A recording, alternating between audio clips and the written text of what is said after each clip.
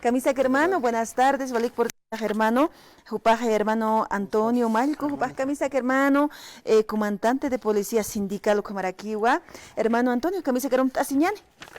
Camisa aquí Culiaca Carla, muy buenas tardes, Tacpacha Radio Chuquirineca, Radio San Gabriel, a los 20 provincias del departamento de La Paz. Walik Sañan hermano, Kunam Tawin Pisport Anawaitan hermano.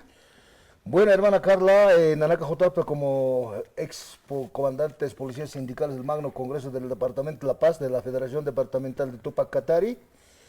Ucaro por Anipta Armante Tequiwa Convocaski Gilata Ejecutivo Departamental David Mamani Quispe, electo en un Magno Congreso Departamental unánime. Aiko Armante Convocaski, Aiko Tanaka Jotapta Patunca Provincia de Arjaitira, Armante Queja. Takpachanes, Hotantapjañanes, Arantapjañanes, que Magno Congreso, con Jamate Japetan, Jaicoro, Cuyacanaka, Gilatana, Jaico Patir, Muchas gracias, hermano Fidel, Kunamisa Kataoistan. Buenas tardes, hermano. Muy buenas tardes, no saludar. Hayay, hermano, buenas tardes. A veces vale con el añajo ¿no? Aspa para el añajo, a veces es limitado, ¿no?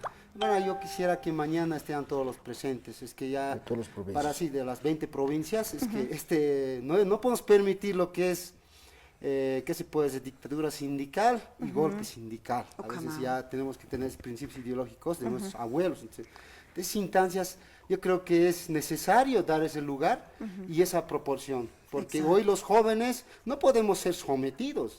Sabemos que la parte política es otra y la parte sindical es otra. Y lo que hemos visto que la parte sindical se ha politizado hoy en día. Entonces estamos bien molestos. Para eso estamos convocando ¿no? Como a los 20 provincias, que los hermanos, que en fin, pues hay que dar esa lucha, porque es nuestra reivindicación, ¿no? Para el bienestar y mejora de nuestro país.